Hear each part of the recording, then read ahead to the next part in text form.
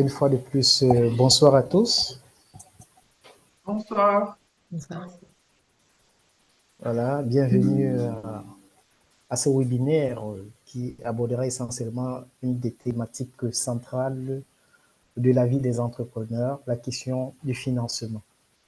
Donc aujourd'hui, en réalité, nous avons choisi ce webinaire pour essayer d'explorer en fait les mécanismes de financement à travers cette diversité entre le mécanisme, le nouveau mode de mécanisme de financement qui s'est structuré au fil du temps et qui est devenu de plus en plus formel, qui est le crowdfunding et les autres mécanismes classiques. Voilà, dans le cas de ce webinaire déjà, il faut le dire, s'inscrit dans une série de webinaires qui est organisée par la Fondation IFO Impact, que je vous présenterai en quelques mots, en deux mots, la Fondation IFO Impact. Donc, ce webinaire s'inscrit dans cette longue série de webinaires qui est organisée par cette dernière pour promouvoir l'entrepreneuriat en Afrique. Donc, sans plus attendre, je vais partager mon écran avec vous afin de vous en dire davantage. Je suis de la Fondation IFO Impact.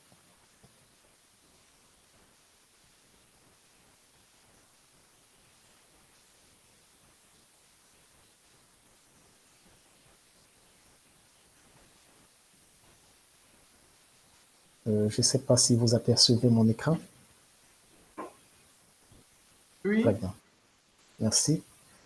Alors, nous parlerons de la Fondation IFO Impact. En fait, la Fondation IFO Impact, c'est une organisation de changement social qui soutient le démarrage et la croissance de nouvelles entreprises en Afrique.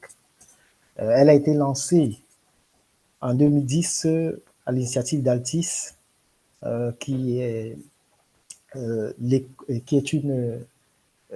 des sociétés de l'Université catholique du Sacré-Cœur de Milan, donc en 2015.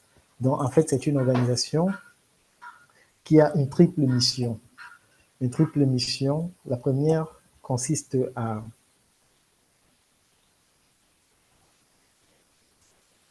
former et encadrer une nouvelle génération d'entrepreneurs en Afrique. En réalité, ici, il est question ici, pour cette dernière, de former une nouvelle génération d'entrepreneurs en Afrique, oui. Ensuite, la seconde mission, c'était de soutenir les universités partenaires pour que, pour devenir en fait la voie principale pour l'entrepreneuriat d'impact dans leur pays.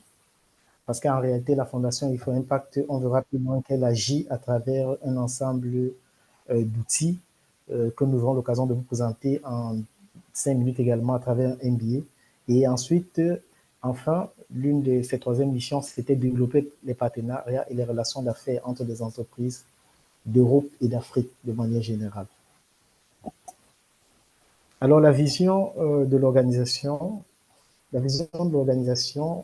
comme elle a été si bien mentionnée à travers la déclinaison de ses missions, c'était devenir une force majeure pour la création d'emplois en Afrique, en mettant l'accent sur un ensemble d'éléments, notamment la création d'emplois, l'éducation comme principal moteur de développement, la pertinence politique et sociale, c'est-à-dire, en fait, il faudrait, à travers la Fondation, il faudrait agir. L'une de ses missions, c'était agir au niveau des politiques de développement avec les États en étant une force de proposition. Et enfin, elle se positionne comme un partenaire spécialisé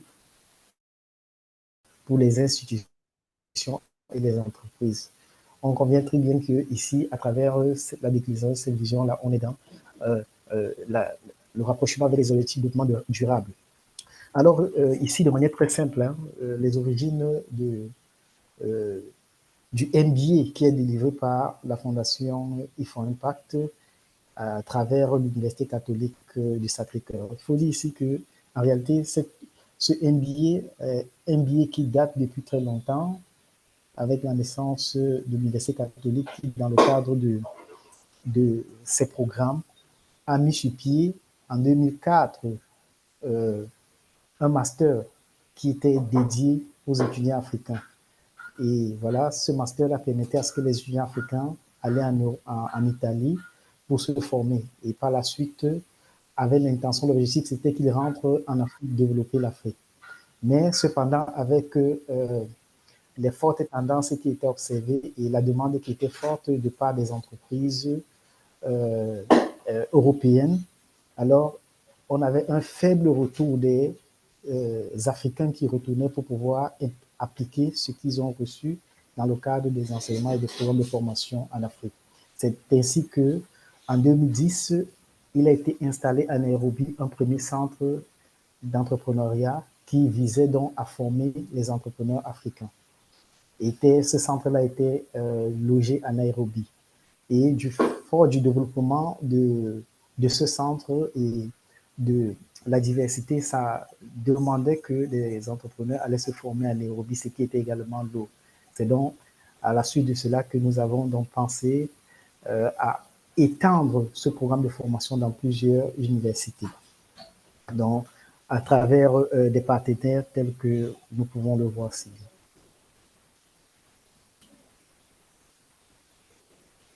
Donc, en fait, la fondation devient l'école de gestion durable de l'Université catholique Alti devient une fondation en 2015 avec un comité de direction stratégique fondé par les plus grandes entreprises italiennes.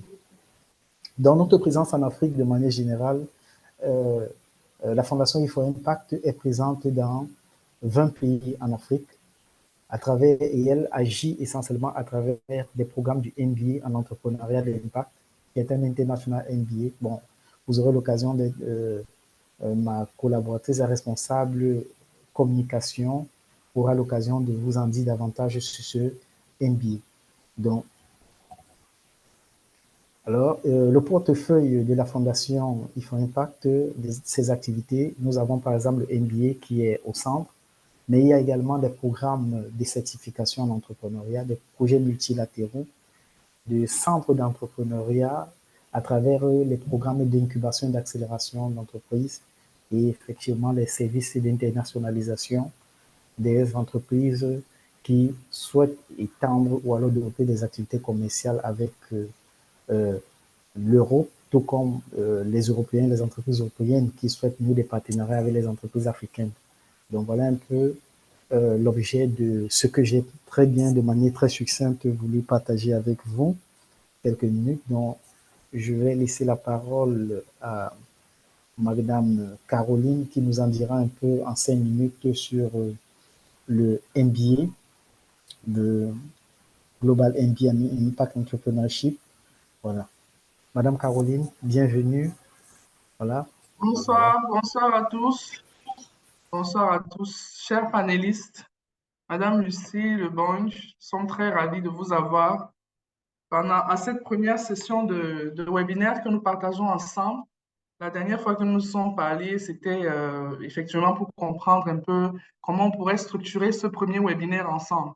Nous avons aussi Alain Fona avec qui nous avons déjà eu à travailler dans le cadre de Wonder. Donc, il n'est pas novice avec nous. Mais peut-être, Madame Lucie, c'est la première fois qu'elle entend parler d'E4 Impact. C'est pour ça, et pour les autres qui sont là, c'est pour ça que nous prenons le soin, n'est-ce pas, de leur faire une brève présentation de ce que E4 Impact fait comme fondation. C'est une entreprise sociale aussi.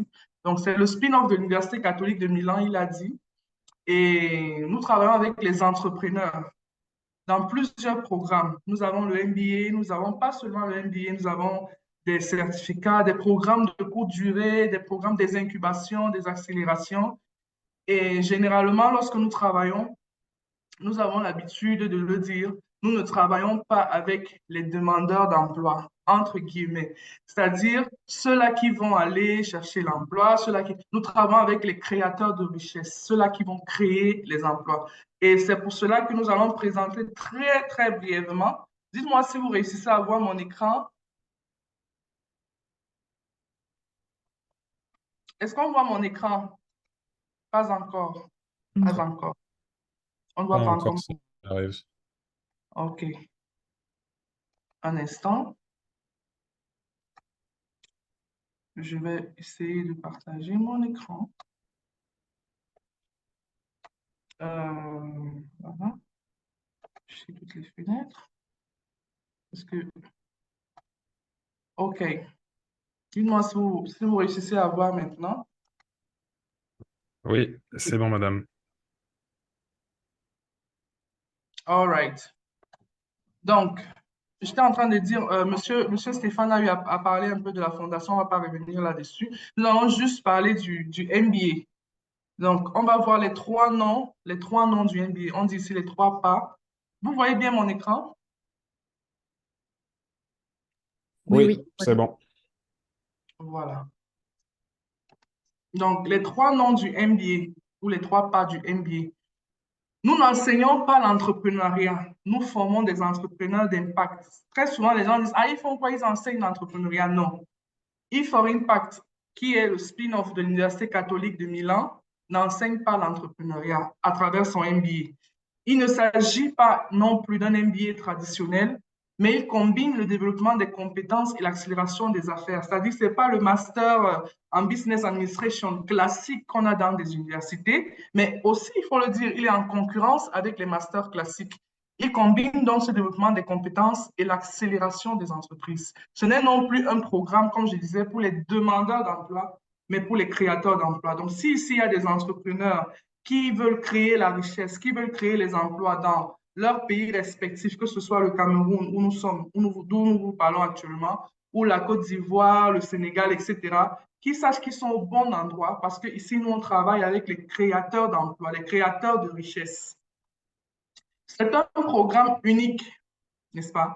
On a dit c'est pour les créateurs d'emplois, ça a une qualité internationale à des prix abordables. C'est centré sur l'impact social et environnemental. Et l'université africaine est le partenaire et le leader. C'est-à-dire que ce n'est pas un copier-coller que nous faisons d'un modèle que nous copions en Occident et que nous venons imposer, entre guillemets, dans des pays africains. C'est un modèle que nous avons testé en Afrique, plus particulièrement au Kenya, où nous avons testé ce modèle. Le premier pays africain, ça a été le Kenya, et ça a été contextualisé dans d'autres pays africains. On a également cette possibilité d'avoir le double diplôme, la formation en cours d'emploi, le coaching, le mentorat, c'est très important. Vous allez voir la structure après du MBA, mais chaque entrepreneur est accompagné d'un coach et d'un mentor. Le coaching et le mentorat est taillé sur mesure, sont taillés sur mesure, c'est-à-dire qu'on part de l'idée. Si un entrepreneur a juste une idée, c'est-à-dire qu'il n'a pas encore d'entreprise, il n'est pas formalisé, il a juste une idée, on l'accompagne donc de l'idée à l'implémentation, de l'idée à la création et la formalisation de son entreprise. S'il a déjà une entreprise, mais qu'il veut, n'est-ce pas, approfondir les connaissances pour aller les implémenter dans l'entreprise, nous l'accompagnons aussi dans ce sens-là. La méthodologie est orientée vers l'action. Il y a le lien avec les investisseurs internationaux et les marchés internationaux. Ici, nous avons une structure un peu du MBA, comment c'est structuré. Nous avons, cette structure est en bootcamp. Bootcamp, ce sont des semaines de formation intense. On a le premier bootcamp qui est l'initial bootcamp en anglais, c'est-à-dire le bootcamp initial, qui est le modèle d'entreprise. On appelle ça le business model design. Donc, c'est la semaine où nous travaillons avec les entrepreneurs sur leur business model. Parce que très souvent, les gens disent, ah, j'ai le business plan. Mais normalement, et pour les nouvelles recherches qui sont dans l'entrepreneuriat, on ne part pas du business plan, on part d'un business model. Quel est le modèle d'affaires? C'est à partir du business model qu'on dessine dans un business plan. Et cette première semaine-là, c'est pour travailler avec les entrepreneurs sur leur modèle d'affaires. Également, on a le Go-to-Market Bootcamp, ensuite on a le Financial Bootcamp, etc., etc. Vous voyez que ici, c'est un programme, on a 4 semaines intenses et tous les autres mois sont sur le terrain. C'est-à-dire qu'on ne passe pas le temps en salle de classe, entre guillemets, on ne passe pas le temps à enseigner, on ne passe pas le temps sur la théorie, on est vraiment orienté vers l'action. Après la première semaine de bootcamp, on a des semaines intenses sur le terrain où les entrepreneurs sont accompagnés des coachs et des mentors sectoriels. Donc, après le MBA, on a également des programmes courts. Il faut dire que le MBA a des conditions, comme tout MBA. Il faut avoir une licence ou un bac plus 3. Mais pour ceux qui n'ont pas de licence, ils ont la possibilité d'avoir également un accompagnement à travers le certificat, dont les programmes un peu plus courts, etc. Donc, voici nos résultats. On peut le dire, on a plus de 1300 entrepreneurs formés. on a 33% de ces entrepreneurs qui sont des femmes. On a 57% des entrepreneurs qui ont créé une nouvelle entreprise, c'est-à-dire après le MBA, ils ont créé leur entreprise. 98% d'entrepreneurs dont le chiffre d'affaires a augmenté, c'est-à-dire après le MBA, ils ont vu leur chiffre d'affaires augmenter. 80% d'entrepreneurs ayant étendu leur réseau de partenaires et fournisseurs. Comme on l'a dit, il y a également cette plateforme-là d'investisseurs parce que nous savons que on ne peut pas s'arrêter juste c'est-à-dire à dessiner le modèle d'affaires, à faire monter le business plan. Il faut un accompagnement également sur le plan des ressources financières. Voilà pourquoi nous créons aussi des webinaires comme ça pour donner des astuces aux entrepreneurs sur comment lever des fonds. C'est très important de savoir que l'entrepreneur doit être accompagné à 360 degrés. C'est-à-dire qu'il ne faut pas le laisser en chemin. Il faut l'accompagner et lui montrer les possibilités des stratégies de levée de fonds qui peuvent, n'est-ce pas, et qui lui permettent même de monter en puissance dans son entreprise. On a parlé des pays où nous intervenons. On a le Cameroun, Côte d'Ivoire, Gabon, Mali, Tchad et République démocratique du Congo. Donc, je ne vais pas prendre plus de temps. Si ici, il y a un entrepreneur qui est intéressé parce qu'il a une idée d'entreprise et qui veut en savoir plus sur notre MBA, vous pouvez directement nous contacter. Mais l'objet du jour aujourd'hui, c'est de voir les stratégies de levée des fonds. Si vous avez une entreprise, vous avez du mal à lever des fonds, vous avez du mal à avoir des finances pour votre entreprise, vous êtes dans le bon endroit, restez scotché pour la suite. Donc, je dis merci déjà à tous ceux qui se sont connectés. Je vais donc passer la parole à Madame Lucie Lebon, je crois qu'il va commencer à nous parler du crowdfunding avant que Monsieur Fournel ne prenne le relais. Merci beaucoup. Merci beaucoup. Merci déjà de m'avoir invité sur ce webinaire pour parler en effet des stratégies de levée de fonds. Donc, pour me présenter, je m'appelle Lucie Leborgne et je suis experte en financement participatif, aussi appelé crowdfunding. Et donc, ça fait maintenant 10 ans que je travaille dans le domaine du financement participatif, 10 ans que j'accompagne des porteurs de projets en crowdfunding pour les aider à maximiser leurs chances de réussite en financement participatif et voilà, pour leur permettre d'atteindre leurs objectifs et voilà, de lever les fonds grâce au financement participatif. Donc, je vais vous partager mon écran. Hop, j'ai préparé une petite présentation. Youp. Ah, je n'arrive pas, je peux pas a priori partager mon écran en même temps. Alors attendez.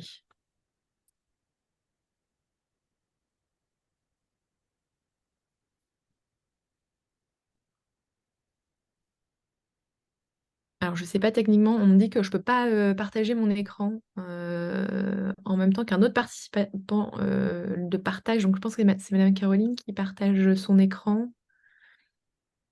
Et donc je ne peux pas. Ah voilà, ça y est, super, merci. Voilà, hop. Donc, déjà pour commencer sur la base du sujet, c'est-à-dire qu'est-ce que le crowdfunding? C'est un mode de financement de projet qui est aussi donc, appelé financement participatif en français. Et donc, il est composé de deux mots, le mot crowd, donc, qui signifie la foule en anglais, et funding, donc le financement. Autrement dit, c'est le financement par la foule ou le financement par le grand public de projets. Donc l'idée, c'est que eh bien, vous avez une idée, vous voulez la financer, eh bien, vous faites appel au grand public pour financer votre idée. En fait, c'est un type de financement qui a toujours existé et qui existe et qui est utilisé dans plein de domaines d'activités différents, notamment de l'humanitaire, des projets humanitaires, des projets entrepreneuriaux, des projets artistiques. Mais le crowdfunding, comme on le connaît aujourd'hui, a été popularisé avec Internet et avec le développement de différents outils qui ont pris beaucoup de place avec l'arrivée d'Internet et notamment avec des plateformes comme Kickstarter, par exemple, qui sont des plateformes internationales de financement participatif et qui ont eh bien, permis aux entrepreneurs et aux créateurs de projets eh bien, d'aller à la rencontre du grand public plus facilement et donc de lancer des collectes de fonds en ligne beaucoup plus facilement avec des outils adaptés. Donc, le financement participatif se repose sur plusieurs grands principes. Donc, déjà, une campagne de financement participatif, donc c'est un projet évidemment, mais surtout un objectif, plus une durée et des contreparties. Donc l'idée, c'est que quand voilà, moi j'ai un projet, j'ai une idée que je veux financer et pour laquelle j'ai besoin de financement, je vais présenter mon projet sur une plateforme dédiée à ce projet. Je vais avoir un objectif que je vais afficher et que je vais devoir atteindre. Voilà, c'est l'objectif de financement que je vais vouloir atteindre. Je vais avoir une durée fixe pour atteindre cet objectif. Donc ça peut être 30, 60, 90 jours. Et je vais proposer aux personnes qui vont financer mon projet quelque chose en retour. Et on va voir juste après qu'il y a plusieurs types de financement participatif, donc plusieurs types de contreparties différentes. Un autre grand principe du financement participatif, c'est celui des 3 cercles. Donc, c'est quoi les 3 cercles? Ce sont en fait différents cercles de connaissances qu'on a autour de nous. Donc, par exemple, mon premier cercle, ce sont mes amis, ma famille, mon réseau professionnel, les gens qui me connaissent personnellement. Le deuxième cercle, c'est la communauté, c'est-à-dire les gens qui, par exemple, peut-être ont entendu parler de mon projet et de mon entreprise sur les réseaux sociaux. Donc, c'est un cercle un peu plus éloigné que mes proches. Et ensuite, le troisième cercle, c'est le grand public. Et donc, le financement participatif repose sur votre capacité à convaincre des personnes de participer à votre projet de manière successive. Et donc, l'idée, c'est que je dois d'abord convaincre mon premier cercle de participer à mon projet avant de faire appel au deuxième cercle, puis au troisième cercle. L'idée, c'est que voilà, votre premier cercle participe à votre projet et devient votre preuve sociale qui donne de la crédibilité à votre projet pour convaincre des personnes un peu plus éloignées de vous de participer à ce projet. Donc ça, c'est un des grands principes du financement participatif.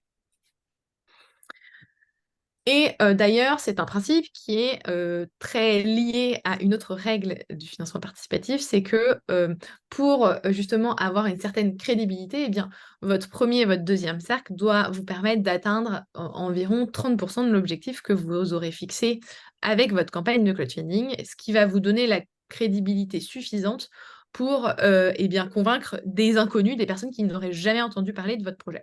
Parce que même si votre projet est super, que vous avez une très bonne idée, que vous la présentez très bien, si vous n'arrivez pas à convaincre des gens proches de vous, eh bien évidemment, pourquoi des inconnus rejoindraient votre projet? Donc c'est un peu ça l'idée derrière. Donc, pour en revenir, j'évoquais tout à l'heure aux différents types de financement participatif, il en existe 3 grands types. Le premier type, c'est ce qu'on appelle le crowdfunding en don ou reward-based, donc qui est un crowdfunding soit en don pur, soit en don contre contrepartie, donc avec quelque chose en échange. Donc, le crowdfunding en don, donc, le principe, c'est que le grand public finance votre projet, soit sans rien attendre en retour, soit avec une contrepartie qui peut être symbolique ou physique. Donc, le crowdfunding en don pur est plutôt utilisé par les associations, les projets sociaux à impact, etc. Le crowdfunding en don contre récompense va être utilisé beaucoup par les entrepreneurs et les personnes qui veulent lancer leur activité, notamment pour tester le marché. Ça va être très utile. Par exemple, imaginons vous lancez une marque de vêtements. Vous allez pouvoir utiliser le crowdfunding en don contre récompense, proposer vos vêtements en pré-vente, par exemple, via cette campagne de financement participatif, et donc évaluer l'intérêt du marché pour votre projet en enregistrant directement des ventes de personnes qui sont intéressées par votre projet alors qu'il n'existe pas encore. Donc ça, c'est le premier type de crowdfunding. Ensuite, le deuxième type de crowdfunding, c'est le crowdlending ou le crowdfunding en prêt. Donc là, l'idée, c'est que des particuliers, le grand public, vous prêtent de l'argent et vous leur remboursez avec un taux d'intérêt qui est négocié avec le particulier. Donc, même principe qu'un prêt à la banque, sauf que là, votre prêteur, ce sont des particuliers. Là, on va évidemment la démarche n'est pas du tout la même. On est plutôt voilà, sur un échange financier, alors que sur du crowdfunding en dos, on est plus sur voilà, montrer et démontrer l'intérêt du public pour votre projet. Là, on va être plutôt voilà, j'ai besoin de financement et peut-être que voilà, la banque ne me suit pas. Eh bien, ça peut être une solution pour vous. Et ensuite, on a le crowd investing ou le crowdfunding avec prise de participation au capital. Et dans ce type de financement participatif, c'est un peu découpé en plusieurs sous-parties. Mais en gros, l'idée, c'est que en échange d'une somme d'argent qu'un particulier va vous donner, vous allez lui donner une part sociale une part des parts de capital de votre entreprise, de votre société. Ça peut être aussi sous format de royalties, c'est-à-dire que vous donnez des royalties aux personnes qui ont financé votre projet. Et donc, ça peut être des royalties annexées au chiffre d'affaires de votre entreprise sur les 5 prochaines années, par exemple. Donc, il y a des différentes sous-catégories de ce type de financement. Quelle que soit votre raison, il y a plusieurs, le type de crowdfunding que vous choisissez, vous avez plusieurs raisons pour lesquelles le financement participatif peut être intéressant. Évidemment, financer toute ou une partie d'un projet, selon le type de crowdfunding que vous allez utiliser, le potentiel de la somme que vous allez lever ne va pas être la même. Donc, par exemple, si on revient sur du crowdfunding en don, par exemple, ou en don contre contrepartie, on est sur des projets entre 5 et 10 000 euros. Sur du crowdlending, on va être plutôt aux alentours des 50, 100 000, 150 000 euros. Et sur du capital, on va être plutôt sur du 2, 3, 400 000 euros. Donc, on n'est pas du tout sur les mêmes types de financement. Mais chacun va avoir d'autres avantages. Donc, sur du crowdfunding en don contre contrepartie, par exemple, voilà, probablement que vous financerez seulement une partie de votre projet, mais ça va vous permettre, voilà, comme je disais, de prévendre un produit, un service, de tester votre projet ou votre produit. Et puis, les autres types de financement vont aussi vous permettre voilà, d'obtenir des feedbacks sur votre solution, de créer et d'impliquer une communauté autour de votre projet, de gagner en crédibilité en communiquant sur votre projet, parce que, évidemment, comme je le disais tout à l'heure, une campagne, c'est sur une durée donnée, donc c'est un moment de communication intense, et donc ça peut vous permettre voilà, de multiplier les retombées pour votre projet et donc de gagner en crédibilité aussi avec la somme que vous allez pouvoir lever. Et ça peut être aussi un bon moyen de provoquer un effet levier pour débloquer d'autres sources de financement. Ça arrive très souvent qu'aujourd'hui, des investisseurs potentiels demandent à des porteurs de projets eh bien, de leur prouver la viabilité ou l'intérêt du marché pour leur projet. Donc, lancer une campagne de crowdfunding, ça peut démontrer ça et donc permettre ensuite de débloquer d'autres financements. Donc, ça peut être intéressant de réfléchir le crowdfunding comme une étape et comme un élément de votre stratégie de financement pour votre projet de manière globale. Ce qui est important pour tout type de financement participatif à partir du moment où vous vous intéressez au crowdfunding et que vous pensez que ça peut être une solution pour vous, il y a plusieurs étapes pour préparer une campagne. La première chose et la plus importante, c'est de définir votre projet et vos objectifs. C'est-à-dire, voilà, pourquoi vous voulez faire une campagne de financement participatif, quel est l'objectif de cette campagne de manière générale, et aussi quel est l'objectif financier, quelle somme vous souhaitez lever grâce au crowdfunding. Ensuite, eh bien, ça va être de connaître les grandes étapes d'une campagne qu'on va pouvoir évoquer juste après, parce qu'une campagne de crowdfunding, ça ne se lance pas du jour au lendemain et ça se prépare en amont pour mettre toutes les chances de son côté pour réussir cette campagne. L'étape numéro 3, ça va être de construire et mobiliser une communauté autour de votre projet. En fait, le financement participatif, comme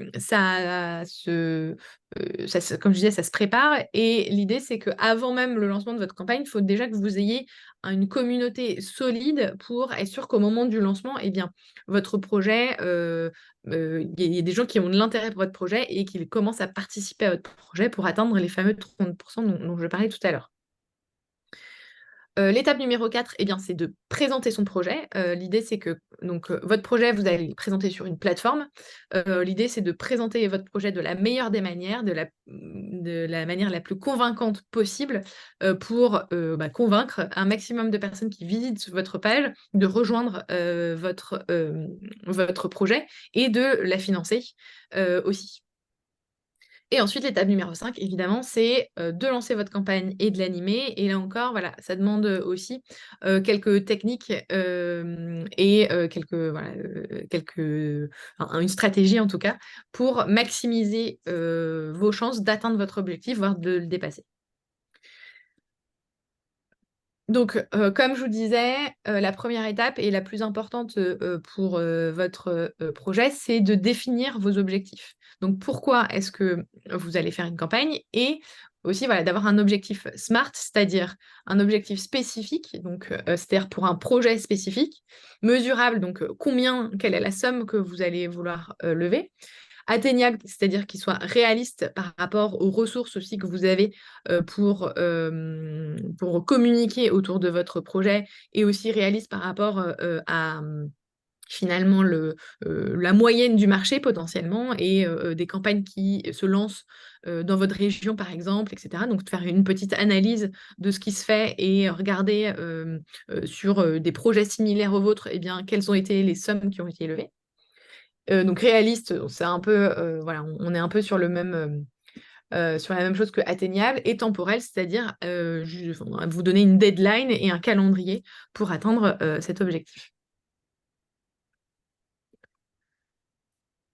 Donc, pour évaluer votre objectif, évidemment, il y a plusieurs, aussi techniques, c'est-à-dire, évaluer déjà vos besoins, quelle est la somme dont vous avez besoin pour, mener à bien votre projet. Si vous avez des contreparties, notamment sur le modèle en don contre contrepartie, eh bien, évaluer le coût de ces contreparties et de leur envoi. Si c'est aussi, un prêt, évaluer, les taux d'intérêt et l'impact sur, votre, business plan, et votre business model. Si c'est, du capital ou du royalties, eh bien aussi, voilà, tout ça, calculer tout ça et voir à quel point, ça vous permet d'être rentable aussi, vous, suite à cette opération. Les plateformes prennent une commission sur la somme que vous levez, donc ça, c'est aussi à prendre en compte.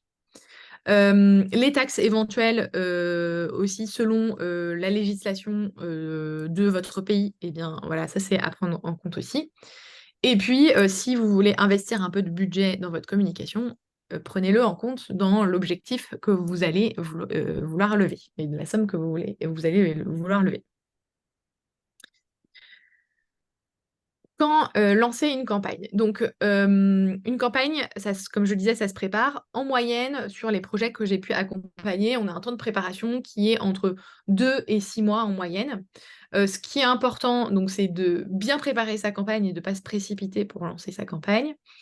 Et puis après, sur le moment de lancement de votre campagne, en général, voilà, on évite, voilà, le mois d'août, de la mi-décembre à la mi-janvier, mais honnêtement, il n'y a pas vraiment de saisonnalité du crowdfunding. Par contre, il est possible que vous ayez une saisonnalité de votre projet, donc dans ces cas-là, ça peut être intéressant de voir, ce qui serait le mieux pour vous.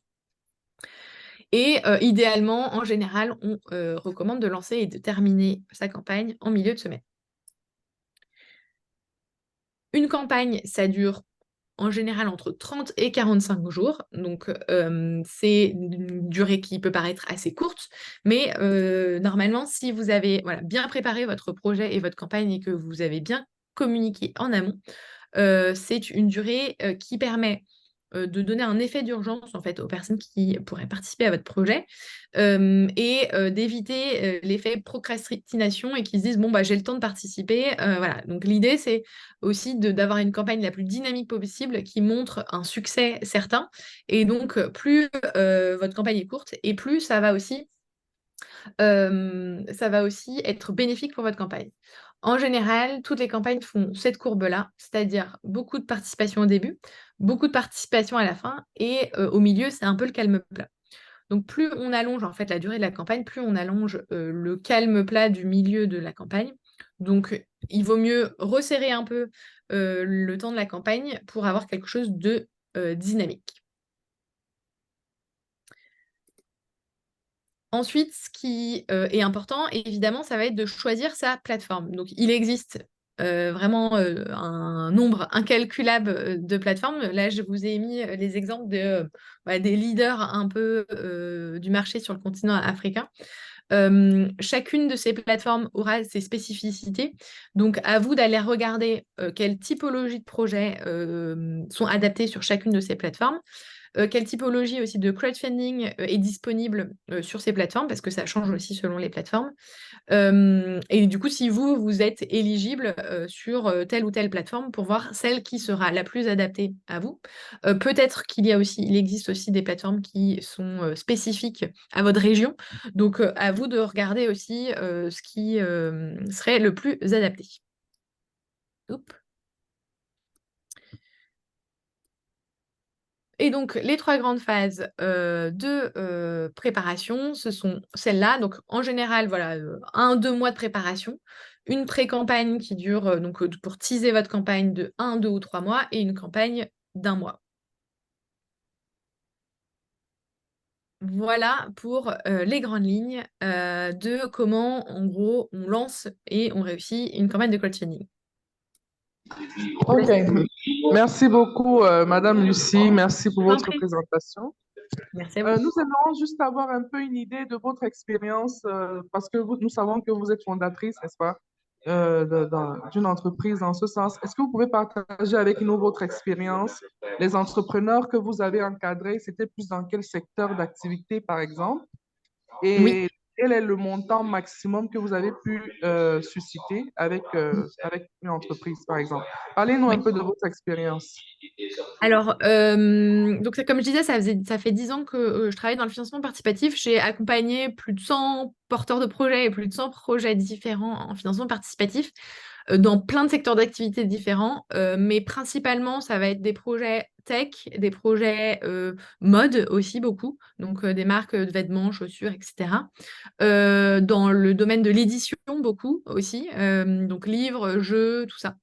Donc, on est plutôt dans ces domaines-là. Et moi, je suis plutôt spécialisée dans le crowdfunding en don contre contrepartie que je présentais tout à l'heure, un peu moins sur les autres formes de financement qui, elles, voilà, ont pas du tout les mêmes, comment dire, les mêmes objectifs ni les mêmes besoins. C'est-à-dire qu'une campagne de crowdfunding en don contre récompense, c'est vraiment une campagne de communication et de marketing intense sur des campagnes en capital, en prêt, etc. On est un peu sur voilà, des choses un peu différentes.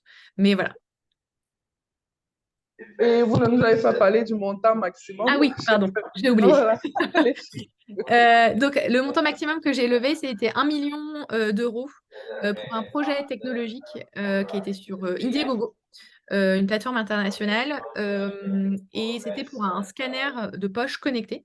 Voilà, c'était il y a quelques années déjà. Mais voilà, c'était la plus grosse campagne que j'ai pu faire. OK. Merci beaucoup, Madame Lucie. Nous Merci à tenons vous. à dire que le crowdfunding n'est pas la seule stratégie de levée de fonds. Et Madame Lucie nous avait dit lors de notre réunion qu'elle n'a pas encore travaillé avec un entrepreneur africain. C'est vrai. Voilà. Et elle serait bien ouverte à explorer aussi le continent africain, pourquoi pas, et les entrepreneurs africains. C'est pour ça que nous avons notre expert, Monsieur Alain Fonin, qui lui touche du doigt les entreprises africaines. Il travaille avec nos dames Wonder. Donc, j'aimerais que Monsieur Alain Fonin prenne la parole pour parler des autres stratégies de levée de fonds. Si vous avez des questions, s'il vous plaît, vous pouvez les noter dans le chat. Après l'intervention de Monsieur Fonin, nous allons prendre le temps de répondre à toutes vos questions. Merci. Nous passons la parole à Monsieur Alain. OK. Bonjour à tous. Alors, je Bonjour. suis Alain Fouling, directeur associé de Agribusiness Investment Management, qui est une entreprise spécialisée dans tout ce qui est études techniques et financières, préparation des business plans et accompagnement à la recherche de financement. Donc, je me définis un peu comme un citoyen de l'Afrique parce que j'ai fait des études supérieures en Côte d'Ivoire. J'ai fait des études de marketing et ensuite je suis parti en Tunisie où j'ai fait mon master contrôle gestion audit. Et après, je rentre au Cameroun pour intégrer le Centre africain de recherche sur Barnier et Plantain, où je suis auditeur interne. Après, je suis directeur administratif et financier pendant 7 ans. Et après, chef de la division de la coopération et de l'appui au développement pendant 5 ans.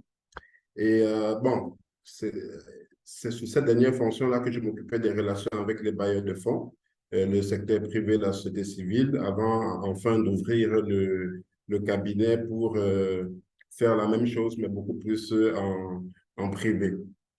Alors, ce que je voudrais dire dans un premier temps, c'est, je vais commencer par la préparation avant de parler des différents types de financement. C'est un élément sur lequel j'insiste beaucoup parce que pour ma part, dans l'environnement où nous sommes, pour moi, la préparation, ça compte à 90%. Il faut absolument être prêt à 2 niveaux. Pour moi, il y a déjà le niveau psychologique. Psychologique parce que la recherche de financement, surtout dans notre environnement, n'est pas un long fleuve tranquille. Ça prend du temps. On peut rencontrer des freins. Ça demande d'être prêt à changer, d'être prêt à répondre à un certain nombre d'exigences. Nous avons parfois le cas de clients qui reviennent, par exemple, je prends un environnement du Canada, hein. Ils ont l'habitude d'obtenir des prêts de la banque sans jamais rencontrer le banquier, mais ils se rendent compte que lorsqu'ils arrivent dans notre environnement, ils ne peuvent pas faire la même chose. Et parfois, certains rejettent carrément les règles. Ce que je voudrais dire aux uns aux autres, c'est que vous devez absolument accepter les règles pour pouvoir vous mouvoir dans votre environnement parce que beaucoup de gens arrivent tout de même à lever les fonds. Ça, c'est la première chose. La deuxième chose, ce sont les documents. Moi, je pense qu'il faut absolument avoir un business plan pour 2 choses. Il faut avoir un business plan déjà soi-même pour maîtriser son projet. Vous devez maîtriser votre projet dans l'ensemble, vous devez maîtriser votre marché, vous devez avoir un bon business model, vous devez bien vous présenter, vous devez avoir de bonnes hypothèses, de bonnes stratégies, OK? Votre stratégie marketing, votre plan de développement, vos projections financières, vos analyses des risques. Vous-même, d'abord, vous devez les maîtriser. Soit vous le faites vous-même, soit vous faites accompagner selon vos moyens. Mais pour moi, il est essentiel de maîtriser son projet parce que vous ne pouvez pas entraîner des banques ou des partenaires dans une aventure que vous-même, vous ne maîtrisez pas. Donc, c'est un élément qui est très important. Et pour ma part, dans notre environnement, il ne faut pas se passer de cela. Et ensuite, il faut préparer, il faut avoir une présentation, un pitch qu'on peut présenter à d'éventuels partenaires. Et il faut avoir des accords de confidentialité pour ne pas envoyer ces documents un peu n'importe comment à tout le monde. Il faut déjà préparer ces documents-là. Il y a des modèles qui existent. C'est vrai qu'il y en a qui ont recours à des avocats ou à des conseils comme nous, mais vous pouvez faire des recherches. Il y a des modèles qui sont disponibles, vous pouvez les avoir.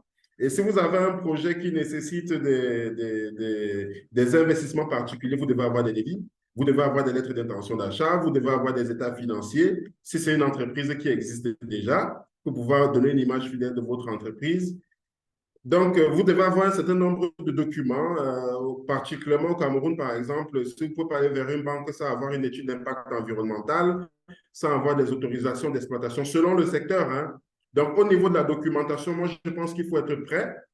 Donc, il faut avoir une bonne idée, un bon projet, des documents qui sont prêts. Pas seulement des documents, mais des beaux documents. Il faut que ces documents-là, parce que vous savez que vous allez en compétition. Si vous envoyez un document dans un fonds ou dans une banque, il faut savoir qu'il y a des milliers de personnes qui font la même chose que vous. Donc, côté design, esthétique du document, non seulement ça doit être pertinent, ça doit être rentable, tout ce que vous voulez, mais le document, il doit être bien présenté. Voilà. Donc, c'est ce que je pouvais dire d'entrée de jeu. Avant d'entrer maintenant sur les types de financement qu'on rencontre dans notre environnement, un peu comme ce que Lucie a dit, il y a déjà les proches, ce qu'on appelle la love money. Vous pouvez avoir des frères, des amis, des proches avec à qui vous pouvez présenter votre projet. Et pour cela, il faut être crédible. Lorsqu'on parle de crédible, ça avoir une bonne image. Il ne faut pas traîner de casserole. Donc, fondamentalement, quelqu'un qui recherche des fonds C'est quelqu'un qui doit être honnête, OK? Quelqu'un qui n'a pas véritablement d'antécédents, quelqu'un qui soigne son image également auprès de ses proches, parce que chez nous également, c'est très, très important d'avoir une bonne image vis-à-vis de ses proches. Et avoir la même attention vis-à-vis de ses proches que l'on a avec une banque ou une institution. Ce n'est pas parce que je présente un projet à mon père que je dois le présenter n'importe comment. Si je veux présenter un projet à mon père, il faut lui faire un beau PowerPoint, il faut lui en mettre plein la vue, il faut prendre tous ceux qui sont autour de vous. Moi, là, j'ai pris les plus proches, ça peut être des amis d'enfance, ça peut être des collègues, ça peut être beaucoup de gens, mais vous devez déjà avoir une bonne image et être professionnel dans l'approche. Dans notre environnement, on trouve aussi beaucoup de gens qui se financent par des tontines, c'est-à-dire qu'ils vont dans des associations, il y a des cotisations. Bon, moi, je vais résumer ça par l'épargne, hein, c'est-à-dire que vous épargnez pendant longtemps et après, vous réalisez votre projet. Ça, c'est aussi une façon de pouvoir le faire. De l'autre côté, vous pouvez être un bon vendeur. Un bon vendeur, c'est celui qui a une très belle idée et qui réussit déjà à convaincre un gros client. Et il a son contrat, il a son contrat avant. Il a son contrat avec son client et du coup, il va voir son banquier. Il négocie aussi bien ses crédits fournisseurs. Donc, on peut voir aussi avec les clients, on peut voir avec les fournisseurs pour essayer d'anticiper un peu. Donc, maintenant, de façon un peu plus classique, on a le financement bancaire. Et donc, on a les banques, dans notre environnement, on trouve beaucoup de banques, les banques commerciales, très peu de banques d'investissement.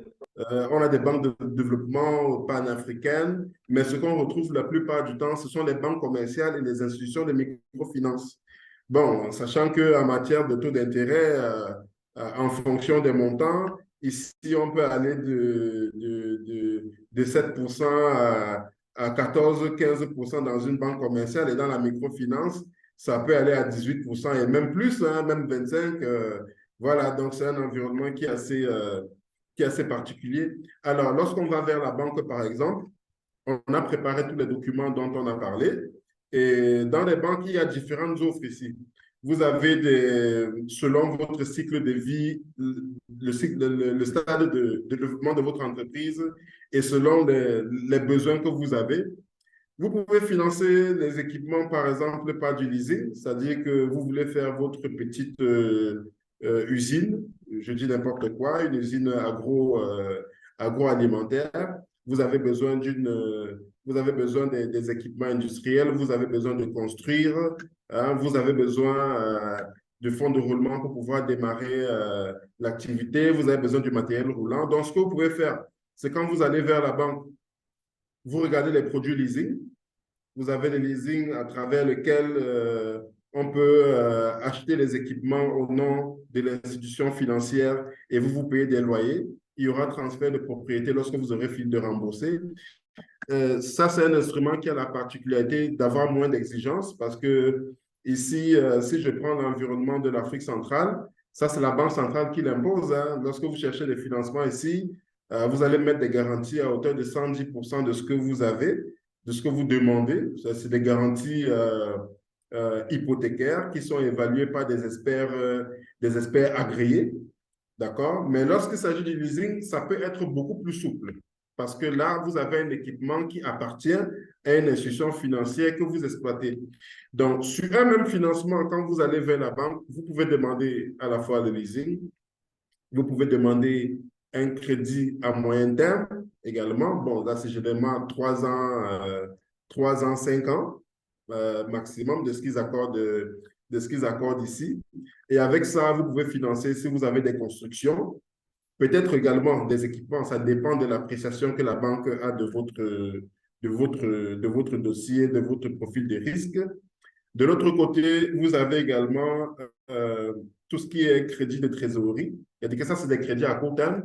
On suppose que vous avez, par exemple, bénéficié du leasing pour prendre vos équipements, du crédit à moyen terme pour faire les constructions. Maintenant, il va falloir que vous puissiez démarrer effectivement l'activité.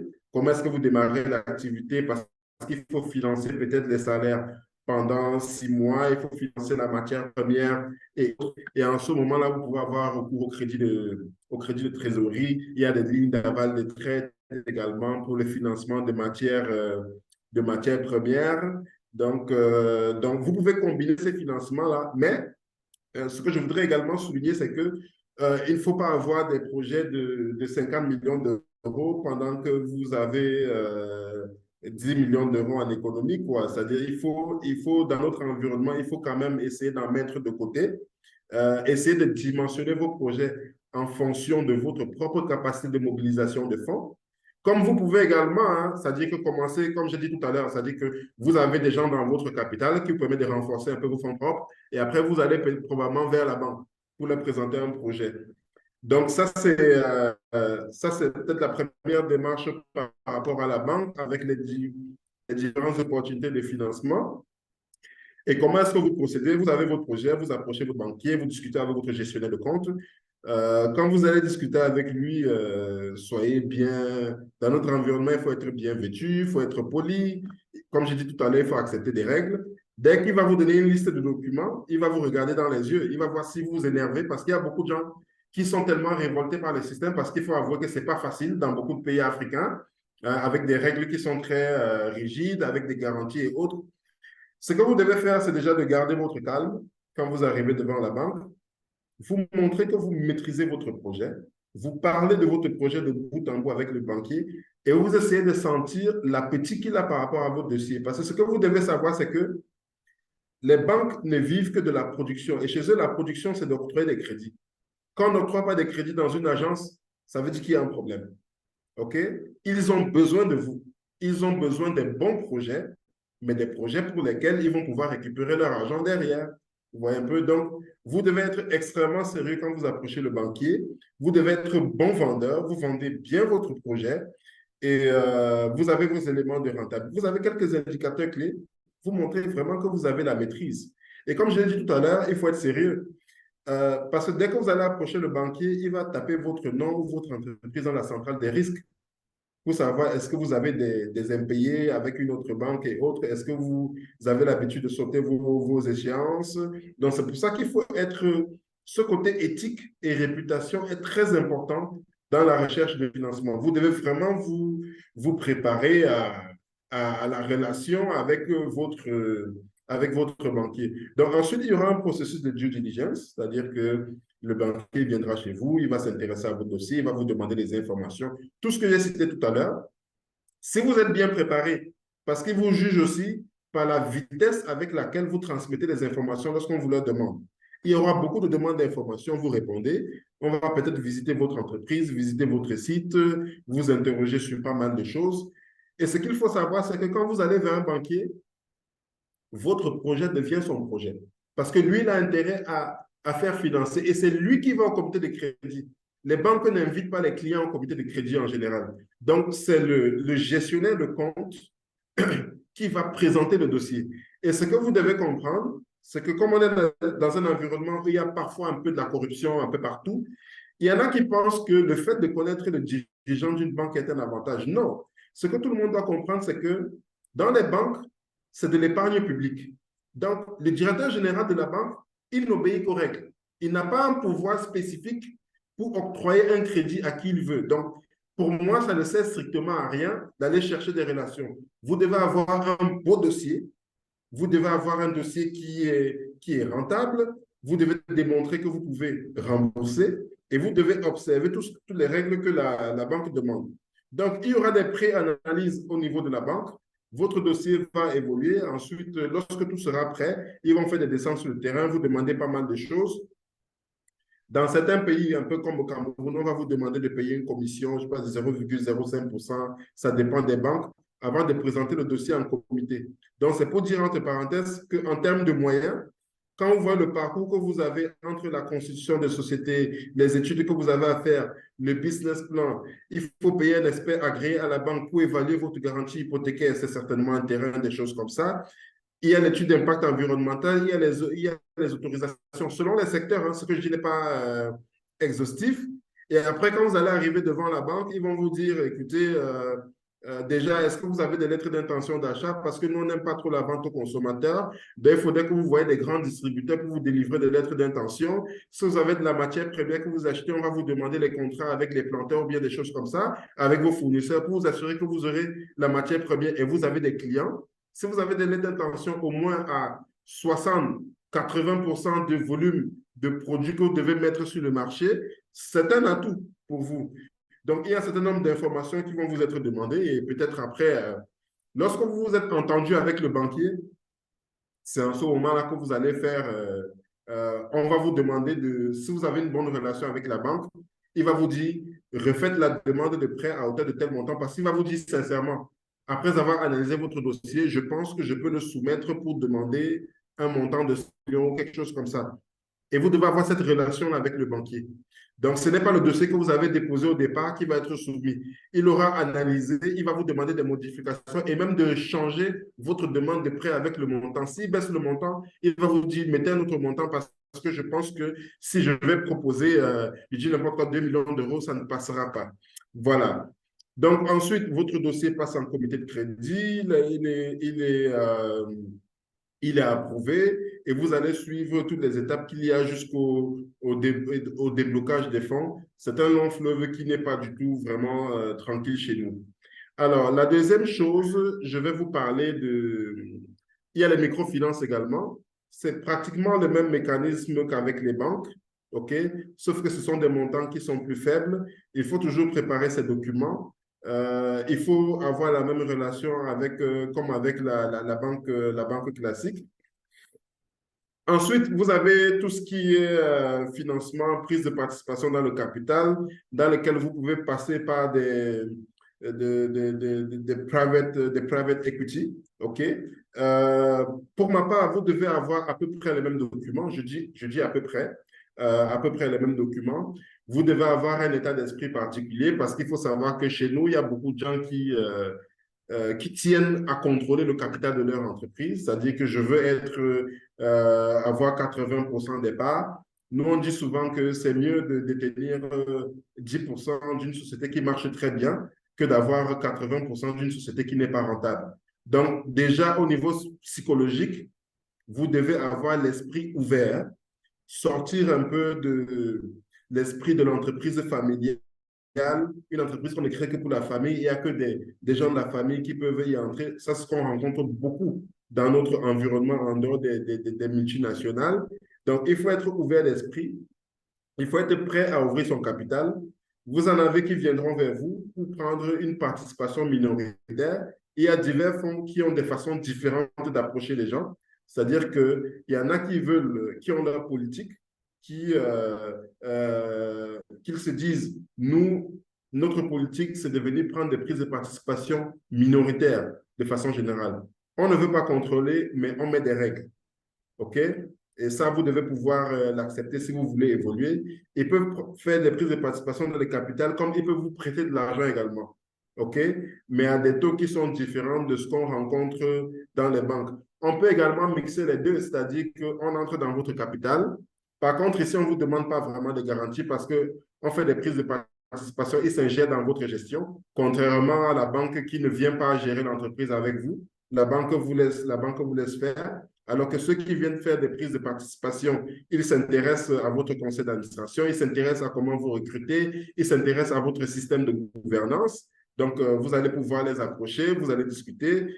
Lorsqu'ils sentent qu'ils ont de l'appétit pour votre dossier, ils vont très probablement vous délivrer une lettre d'intention. Et dans cette lettre-là, ils vont vous dire, OK, après avoir analysé votre dossier, nous, on pense qu'on pourrait investir à peu près, je dis n'importe quoi, 10 millions d'euros dans votre entreprise. Donc, on se donne 4 mois pour faire un audit comptable et financier, pour faire un processus de due diligence. Donc, ça peut arriver qu'il y ait des détectives privés. On doit vérifier si vous êtes quelqu'un d'honnête, parce qu'on ne se met pas avec quelqu'un qui n'est pas honnête. On doit regarder votre réputation, on doit regarder dans vos comptes. Peut-être que vous avez mal évalué votre entreprise, peut-être qu'il y a des erreurs dans votre bilan, ou alors peut-être que vous avez dissimulé des choses dans votre bilan. Si par exemple, vous avez dit que ma société vaut 100 millions de francs CFA, mais vous n'avez pas dit que vous avez des dettes de 400 millions derrière. Donc, lorsqu'on va séculariser des fournisseurs ou regarder avec les impôts, avec le fisc, on s'assure que vous n'avez pas de dettes qui vont venir compromettre l'avancée de l'entreprise. Donc, vous pouvez vous financer en ouvrant votre capital. Ça peut être du capital investissement, du capital développement en fonction du cycle de vie de votre entreprise. Il y a aussi la question qui est parfois intéressante de compte courant d'associés, c'est-à-dire que vous avez une entreprise qui vaut 100 millions et vous avez quelqu'un qui vient mettre 100 millions dans l'entreprise. Vous tenez à garder quand même un certain niveau de contrôle. Vous lui dites, OK, lorsque vous arrivez, moi, je préfère que vous mettiez 20 millions dans le capital, je vous mets une participation minoritaire et le reste, vous faites un apport en compte courant d'associé, c'est-à-dire que vous prêtez de l'argent à l'entreprise avec un taux d'intérêt qui est défini entre les deux parties. Bon, dans notre environnement en Afrique centrale, ça ne doit pas excéder 3%. OK, c'est un peu plus souple. Au niveau des remboursements également, c'est en fonction des disponibilités, vous vous entendez. Donc, cela dépend. Vous pouvez également avoir des gens qui viennent souscrire à des obligations chez vous. Et là, au moins, il faut avoir au moins 2 ans d'activité pour pouvoir lever des obligations. Donc, on va aller sur ce qui est un peu plus compliqué, c'est l'appel public à l'épargne. Bon, là, je vais un peu faire un petit pont avec la présentation de Lucie. Ce qu'il faut comprendre, c'est que si je prends l'environnement de l'Afrique centrale, par exemple, à partir de si vous recherchez des fonds et que vous faites une communication qui touche au moins 100 personnes et ou qui vous permet de mobiliser à partir de 50 millions de francs CFA, d'à peu près 90 000 euros, je ne sais pas, quelque chose comme ça, là, vous tombez dans l'appel public à l'épargne. Et ça veut dire quoi? Là, vous devez absolument avoir un agrément auprès de la Commission de surveillance des marchés financiers. Ça, c'est le cas de l'Afrique centrale, hein. C'est la COSUMAF. Si vous ne le faites pas et que vous lancez un appel, vous encourez des peines de prison jusqu'à 3 ans ferme.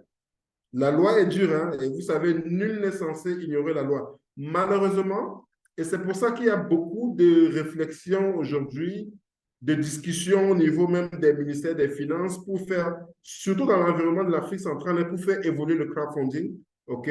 Il faut savoir qu'en Afrique de l'Ouest, au Ghana, à l'Est, au Kenya et autres, c'est beaucoup plus avancé. Mais ici, il faudrait vraiment faire très attention parce que vous encourez des peines de prison si vous n'avez pas d'agrément. Et pour avoir un agrément, vous allez présenter le business plan, vous allez présenter vos états financiers et tout ça, tout va être vérifié pour, en fait, c'est pour sécuriser l'épargne du public. Donc, là, il y a quelques vérifications à faire. Bon, maintenant, quand vous êtes un peu plus grand, quand vous avez une entreprise qui est rentable, qui a accumulé des bénéfices pendant 3 ans, qui a des états financiers, qui a 2 commissaires aux comptes, ça, c'est un autre niveau d'entreprise. Là, vous pouvez aller vers la bourse. OK? Vous pouvez aller vers la bourse régionale pour lever des fonds au niveau de la bourse. Vous pouvez également aller sur le compartiment des obligations, hein, pour lever des obligations. C'est des gens qui vont venir mettre de l'argent et vous allez les rembourser dans un délai qui est bien précis, avec un taux d'intérêt qui est beaucoup plus faible que ce qu'on a avec les banques. Ce qu'il faut retenir là-dessus, c'est les questions de gouvernance. Vous savez, il y a beaucoup de gens qui ne savent pas que quand vous gérez un peu n'importe comment votre entreprise, vous compromettez immédiatement votre capacité à lever des fonds. Donc, vous devez avoir des systèmes de contrôle interne, des organisations qui sont alignées sur les standards les plus élevés au niveau international. OK? Donc, il faut savoir que l'argent de l'entreprise n'est pas l'argent du promoteur. On ne met pas la main à la caisse de l'entreprise. Donc, votre approche dans la façon de gérer votre entreprise peut attirer ou refouler les investisseurs. Donc, nous devons régulièrement tenir notre comptabilité. Ce sont des obligations également légales, hein. C'est-à-dire quand vous avez une entreprise, quand vous passez un an sans faire le bilan, beaucoup ne le savent pas, normalement, vous pouvez payer des amendes et vous pouvez aussi avoir je pense que jusqu'à un an de prison également. Voilà, parce que une entreprise a une responsabilité sociale. Voilà ce que je veux dire. Donc, vous devez essayer de faire en sorte que vous respectiez les règles de gouvernance les plus exigeantes. Vous devez être rigoureux et exigeant dans votre façon de gérer. Et c'est même cela qui va attirer les investisseurs vers vous parce qu'ils sont rassurés sur votre façon de gérer. C'est-à-dire que quand vous avez une entreprise, il faut avoir des systèmes de double signature, il faut avoir séparé les tâches incompatibles, il faut avoir un organigramme, il ne faut pas tout mélanger. Donc, il faut vraiment être sérieux dans sa façon de gérer pour pouvoir attirer des investisseurs. Alors, dans le cas de l'ouverture de capital, c'est un peu le même processus à la banque. Hein. Vous allez discuter avec des gens, ils vont délivrer des intentions, ils vont faire des due diligence, ça peut être des audits, il peut y avoir des avocats, il peut y avoir un commissaire au compte, il peut y avoir pas mal de choses. Et après, vous allez vous retrouver, vous allez signer une convention. Ensuite, vous allez passer à une convention avec des clauses suspensives. Vous allez passer à un pacte, vous pouvez signer un pacte d'associés également. OK? Vous allez par devant notaire, OK? Pour aller jusqu'au closing. Et ensuite, vous avez les subventions. Alors, dans notre environnement, les subventions, ça peut venir des États. OK? On a les gouvernements qui peuvent donner des subventions. On a également certaines organisations internationales euh, la, comme la Banque mondiale qui peut avoir des projets. Pas la Banque mondiale directement, hein, la Banque mondiale, l'Union européenne, le FIDA également. Il y a pas mal d'organismes internationaux qui octroient des dons. Et pour cela, il faut toujours avoir un beau projet, être prêt à répondre aux appels à projets. Parce que quand vous avez un projet, vous êtes prêt à tout moment. Parce que ça, ce sont des fonds qui ne sont pas disponibles quelque part en permanence. Non. Il peut y avoir des appels à projets qui arrivent et vous, quand vous avez déjà monté un projet, vous pouvez l'adapter en fonction de ce que le donateur sollicite de votre part. Il y a également la fondation Bill et Melinda Gates. Il y a beaucoup d'organismes qui octroient des dons et des subventions et qui sont également liés à l'État. Ce qu'il faut comprendre, c'est que, bon, il y a beaucoup de projets, par exemple, sur le développement des chaînes de valeur qu'on retrouve en Côte d'Ivoire, au Cameroun, au Gabon, dans pas mal de pays. Comment ça marche? Vous avez le gouvernement qui va vous mettre une subvention de 50%. Vous avez une banque à côté parce qu'ils vont loger ces fonds-là dans une banque. La banque vous donnera 40% après et vous-même, vous faites un apport de 10%. Et s'il vous plaît, c'est un apport en numéraire. Ce sont des types de fonds qu'on trouve dans différents pays de l'Afrique. Ce sont des fonds régionaux qui sont liés à des projets de la Banque mondiale ou de l'Union européenne ou de la Banque africaine de développement, de la Banque islamique de développement. Donc, il y a beaucoup de banques de développement dans ce sens-là, mais qui ne vont pas contractualiser directement avec vous. Ils vont signer un contrat avec le gouvernement ou avec un ministère qui va mettre ces fonds-là à votre disposition, selon comment ça fonctionne. Ça peut également être une multinationale qui, dans sa politique de RSE, fait également des dons pour promouvoir l'entrepreneuriat. Je prends un exemple, vous voyez ce que Pierre Castel fait chaque année. Ils font des castings, ils sélectionnent des gens, ils les appuient, ils apportent des financements. Et pour cela, il y a toujours, hein, c'est la même chose. Hein. On va regarder vos documents, on va regarder. Il y a toujours un processus de due diligence qui est pareil, que ce soit pour le capital, que ce soit pour un prêt, que ce soit pour un don. C'est pratiquement les mêmes processus que vous pourrez avoir. Je prends par exemple l'exemple, l'année dernière en Côte d'Ivoire, il y a le projet Pépite qui a été lancé parce que le gouvernement ivoirien a sollicité des personnes qui vivent dans ce pays, surtout des citoyens ivoiriens, de pouvoir se lancer dans les secteurs productifs. Donc, ils ont lancé un appel à projet. Il y avait des milliers de personnes qui ont candidaté. Nous, notre cabinet a accompagné une entreprise qui avait pour ambition de mettre en place une ferme dans la zone de Grand Bassam. OK? Là, un business plan a été demandé, un pitch a été demandé. Bon, nous, on a eu la chance que la structure que nous avons accompagnée a été sélectionnée pour être appuyée par le gouvernement ivoirien. Donc, c'est pour dire que vous devez toujours être prêt, avoir vos projets rédigés selon les standards qui correspondent à ce qui est demandé par les différents donateurs.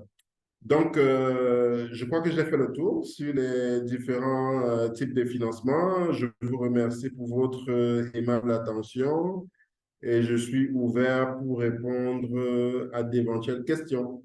Merci. Merci beaucoup, Monsieur Alain.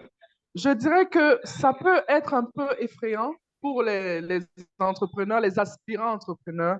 C'est-à-dire qu'on entend parler de toute la documentation à fournir, surtout auprès des banques, avoir des commissaires aux comptes, avoir des états financiers. Vraiment pour les entrepreneurs qui commencent juste, qui se sont juste à peine lancés dans le monde de l'entrepreneuriat, ça peut sembler effrayant. Ils peuvent se dire, ah, ça, c'est pas pour nous parce qu'on n'a pas tout ça. Qu'est-ce que vous direz, donc, vous, en tant qu'expert du domaine, à un entrepreneur qui vient tout juste de commencer? C'est-à-dire, il a juste l'idée, il s'est à peine formé, il vient de terminer son MBA in Global Entrepreneurship à E4Impact et il a besoin de financement. Vous Alors, lui direz, qu'est-ce que vous pouvez lui dire? bon, puisque j'ai la chance de donner le cours de finance entrepreneuriale dans ce MBA-là, je pense que normalement, personne ne doit sortir de ce MBA sans avoir son business plan. Ça, c'est la première chose. C'est la moindre des choses. D'accord? C'est la moindre des choses. Quelqu'un qui a fait ce parcours-là, il doit être calé, il doit être prêt.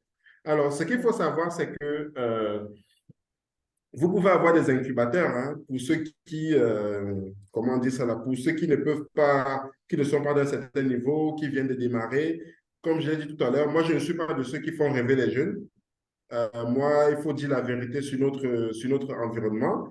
On est un peu, je ne veux pas faire une caricature de l'Afrique, hein, mais ce que je voudrais quand même dire, c'est que l'entrepreneur, il faut d'abord avoir une bonne idée. Il faut avoir une idée qui soit vraiment géniale.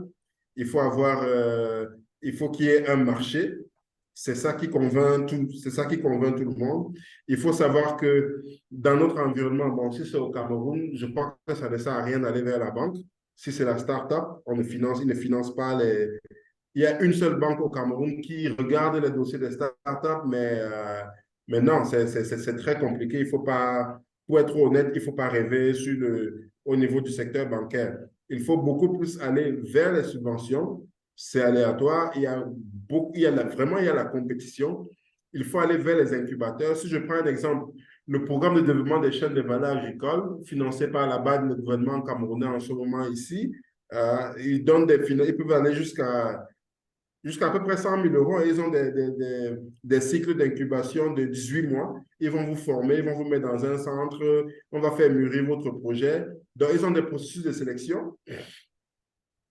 Et c'est un programme, je pense que ça s'appelle Enable Youth. Et ce même programme-là, il est présent avec l'IDA au Nigeria, en Côte d'Ivoire et un peu partout. Pour moi, il faut aller vers ces programmes-là.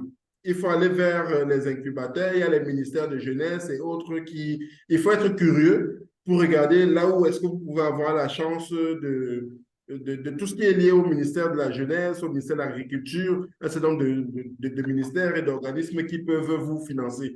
Mais moi, je crois que il faut regarder autour de soi. La réalité, c'est que chez nous, c'est la love money. C'est-à-dire que c'est un ami, c'est la famille, OK? On ne fait pas beaucoup de crowdfunding, surtout en Afrique centrale, pour prendre cet exemple-là. On recherche beaucoup des fonds. On a le phénomène des tontines, c'est des cotisations. Le phénomène, c'est la famille. C'est pour ça que j'ai commencé par là. J'ai commencé par là pour dire que il faut être très sérieux. Il faut avoir un beau projet pour pouvoir convaincre ses proches. Donc, un jeune doit pouvoir analyser le marché, avoir le bon produit, avoir la belle idée. Deuxièmement, ne pas également avoir peur de s'arrimer à un certain nombre d'exigences parce que vous avez des gens qui ont peut-être un emploi, mais qui veulent basculer dans l'entrepreneuriat. OK? Tout le monde doit pouvoir s'arrimer à un certain niveau d'exigence. C'est-à-dire que quand j'ai un projet et que je n'ai pas un business plan, j'ai un problème. Si je n'ai pas de moyens, il faut que je sois un bon vendeur. C'est-à-dire que j'ai une belle idée, je sais que ce produit, il est destiné à tel client. Si c'est un service, je vais essayer d'aller vendre mon service d'avance. Voilà un peu. C'est une question de capacité de négociation. Je vous prends un exemple. Moi, j'ai décidé d'ouvrir un cabinet. J'avais déjà un client avant d'ouvrir. Donc, honnêtement, je n'ai pas souffert. J'ai pris un associé et j'avais déjà un client qui faisait 80% du chiffre d'affaires. Donc, je n'ai pas démarré dans les affaires en zone de turbulence. Donc, le jeune doit être ouvert. On peut se mettre avec 3 ou 4 personnes pour initier un projet. Et c'est des gens qu'il faut connaître, surtout avec des gens qu'on connaît. Un peu. Donc, il faut avoir cette capacité-là de négocier. Et de l'autre côté, je parlais des lettres d'intention. Si vous avez un produit qui est destiné à des clients, allez chercher des lettres d'intention. Ou alors, si vous êtes allé chercher un contrat, une fois que vous avez un contrat, vous pouvez aller vers la banque. Parce qu'on va faire une attestation de virement irrévocable qui dit que le client ne peut payer que par la banque. Vous voyez un peu, on ne vous demandera pas de garantie. Une fois que vous allez livrer, la banque va payer, le client va payer dans votre compte à la banque et la banque va directement prélever son argent. Donc, moi, c'est ce que je peux dire dans un premier temps. Et ce que j'ai oublié, c'est qu'il faut être curieux. Il faut beaucoup scruter votre environnement. Il faut être en recherche permanente d'opportunités de financement. Mais il faut le souligner, ce n'est pas facile dans notre environnement parce qu'on demande, les exigences sont très, très lourdes. Et comme on sait que les exigences sont fortes, nous-mêmes, on doit être très exigeants. Oh, très bien, merci beaucoup, monsieur Alain. C'était vraiment très intéressant. Je vais poser la question avant à Madame Lucie. Oui. Bien vrai, elle nous a dit qu'elle n'a pas encore d'expérience avec les entreprises africaines. Pour monsieur Alain, c'est le crowdfunding n'est pas encore, on va dire, la mayonnaise n'a pas encore pris ici en Afrique centrale. Selon vous, pourquoi? Et qu'est-ce qu'on peut faire pour que ce mécanisme de levée de fonds-là puisse aussi contaminer l'Afrique francophone, on va le dire ainsi, parce que dans d'autres pays de l'Afrique anglophone, c'est vraiment, c'est un instrument assez courant. Mais selon vous, pourquoi est-ce que l'Afrique francophone, c'est vrai que vous n'avez pas encore travaillé avec des entreprises africaines, mais quelle est l'idée que vous pouvez avoir? Quels conseils vous pouvez donner à ces entrepreneurs-là qui nous écoutent?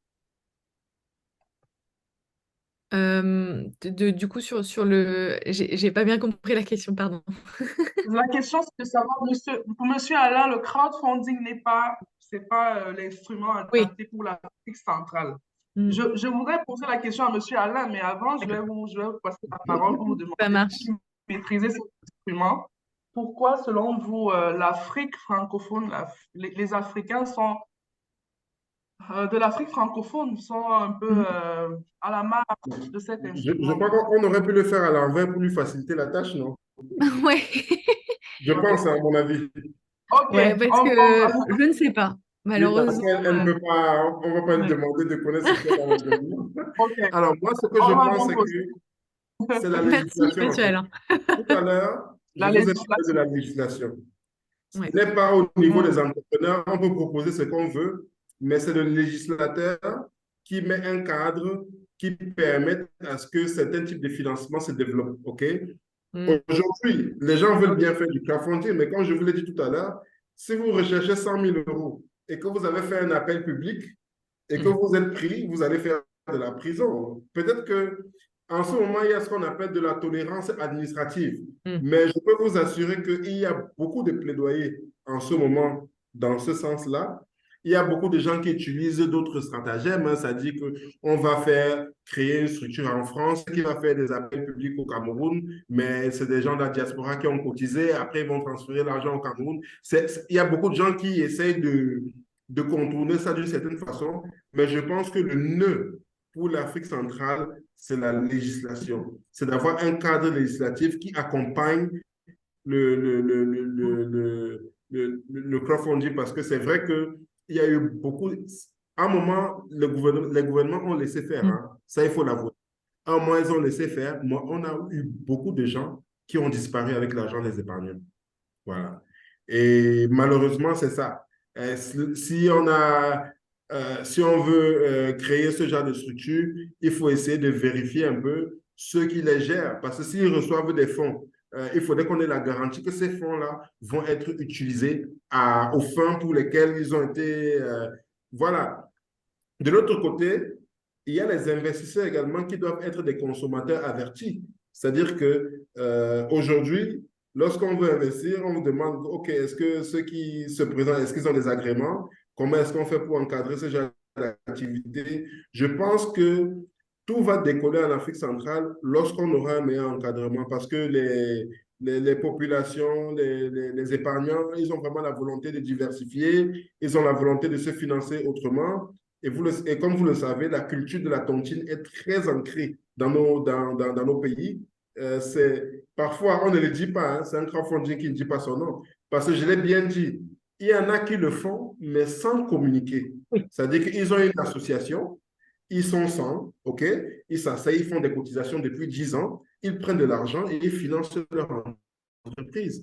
Et je vous donne un exemple, hein, dans la communauté plutôt anglophone ici, vous avez des associations dans lesquelles vous avez 100 personnes qui mettent généralement ensemble 2 millions par personne. Ils font des immeubles, ils créent des entreprises immobilières. Et il y a beaucoup de choses qui se font, mais la particularité qu'on a, c'est qu'il n'y a pas un site Internet. C'est la communication qui fait la différence.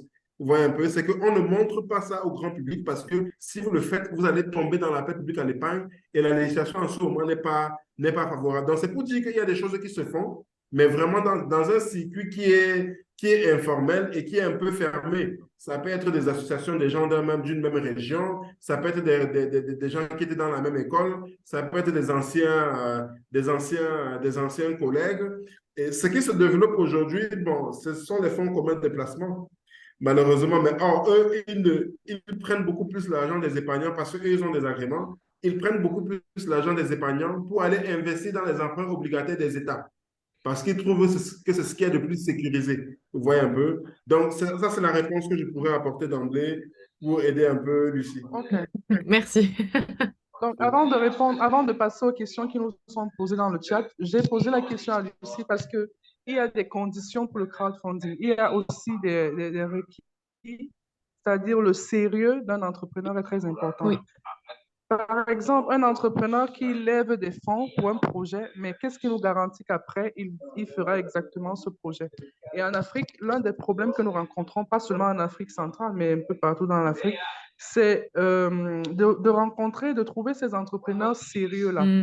Et quand il n'y a pas cela, c'est pour ça qu'il a parlé de la législation, parce qu'après, il faut que l'État encadre un certain nombre de choses. Donc, je vais passer aux questions. Bonjour, s'il vous plaît, j'aimerais savoir, dans le cadre d'une association qu'on aimerait développer, quel type de crowdfunding serait judicieux?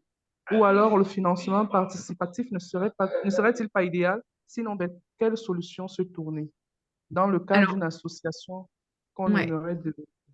Le crowdfunding peut être tout à fait adapté pour une association, hein. C'est à la fois adapté à des associations, mais aussi des entreprises. Donc, pour les deux, ça s'adapte très bien.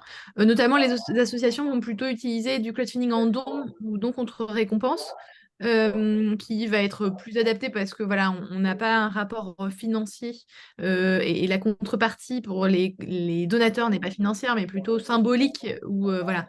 Donc, pour une association, alors tout dépend encore une fois de la mission de l'association et de son projet, et voilà. Mais le crowdfunding est tout à fait adapté et utilisé par de nombreuses associations d'ailleurs. Donc oui. OK, super. Je passe à la prochaine question. Pour plus d'orientation, comment faire pour bénéficier de vos conseils? Voilà. C'est Alors, c'est une question.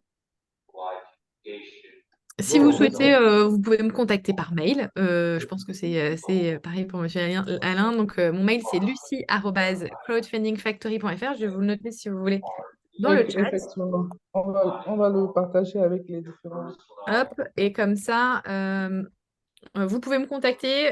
Voilà, si vous avez des questions pour savoir si votre projet est adapté au financement participatif ou pour avoir un peu plus d'informations, en effet, sur comment je peux vous accompagner. Avec grand plaisir que j'y répondrai.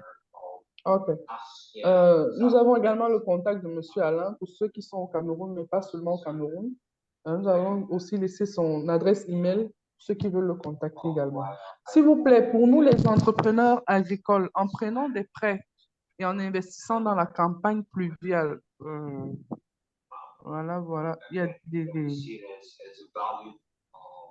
avec nos pluies tubulaires, le rendement est peut-être difficile de rembourser. Donc, c'est quelqu'un qui dit, pour un entrepreneur qui investit dans l'agriculture, avec le problème de saison pluvieuse qui perturbe un peu les récoltes et tout, comment il peut faire pour rembourser? Donc, je vais passer la parole à Monsieur Alain qui va Oui, répondre. alors, ce que je veux dire déjà, c'est que si vous êtes dans l'agriculture, vous devez pouvoir maîtriser le cycle d'exploitation de la culture. Vous voyez un peu? Il y a des cultures de courte saison, de 3 mois, il y a des cultures annuelles, il y a des cultures pérennes comme le palmier à huile, c'est 5 ans, 7 ans, il y a l'EVA, il y a pas mal de cultures. Donc, nous, ce qu'on fait, c'est qu'il y a des modèles financiers qui sont spécifiques à ces cultures-là. Si vous prenez une culture comme la banane plantain, par exemple, vous savez que lorsque vous mettez en place la plantation, on a prévu à peu près 20% de vol. Généralement, un peu comme le vol en magasin dans les supermarchés. Et quand vous entrez dans un supermarché, sachez que dans la structure des coûts, on a déjà pris en compte le vol dans les magasins. Vous voyez un peu? On prend en compte tous ces paramètres-là. Mais il faut souligner que dans notre environnement, certaines multinationales comme Socapalm, des grandes palmeraies comme PAMSI en Côte d'Ivoire et autres, qui arrivent à se financer peut-être par des banques et autres, il faut avouer que c'est extrêmement, ce sont des activités sur lesquelles il n'y a pas d'assurance.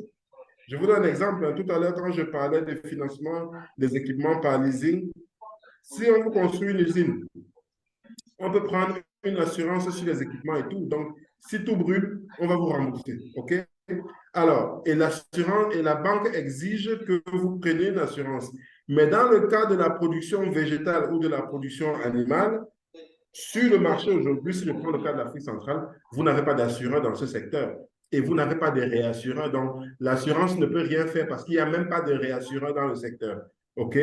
Donc, moi, je ne conseille pas d'aller démarrer une plantation par un crédit. Je trouve que dans notre environnement, c'est un peu compliqué.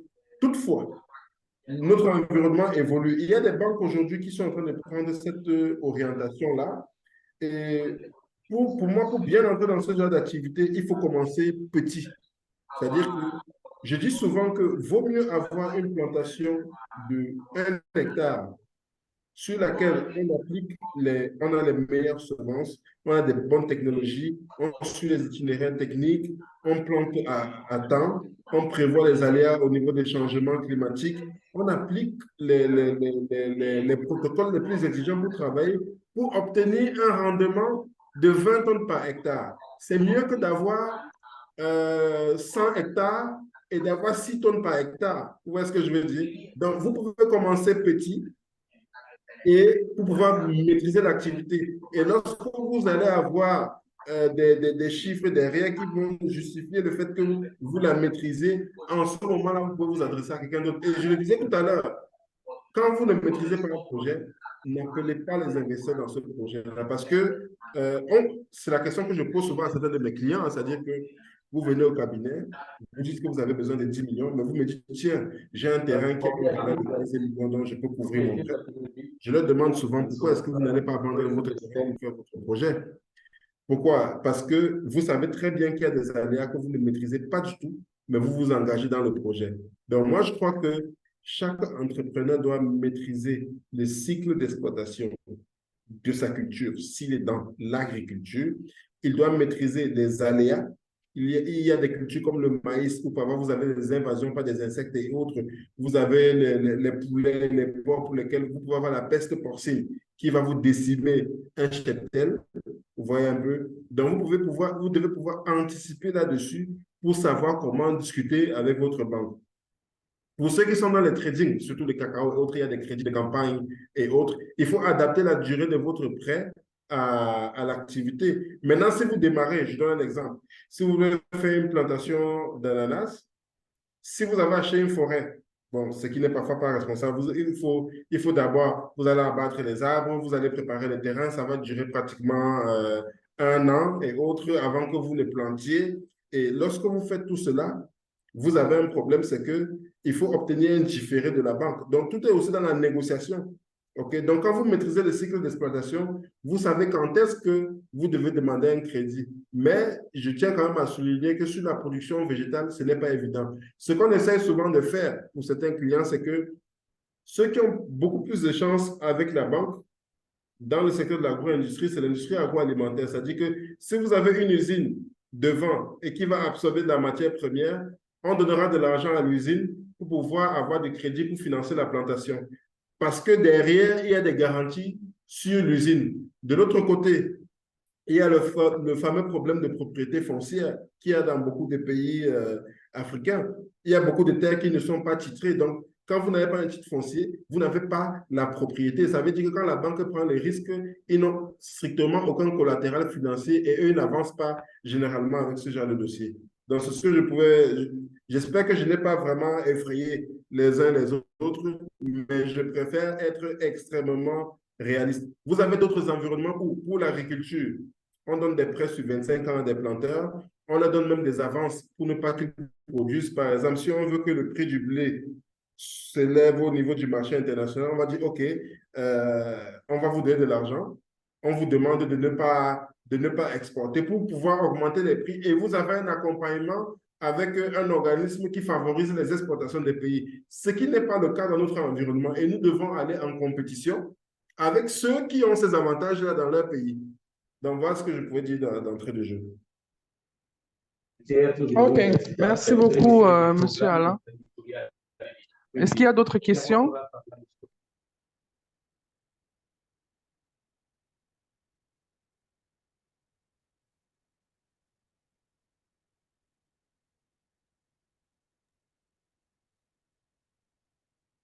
Il y a une question, on nous demande quelles sont les différentes plateformes de crowdfunding en Afrique. Donc, je pense que c'est une question adressée à Madame Lucie, mais voilà, je vais laisser le soin de répondre.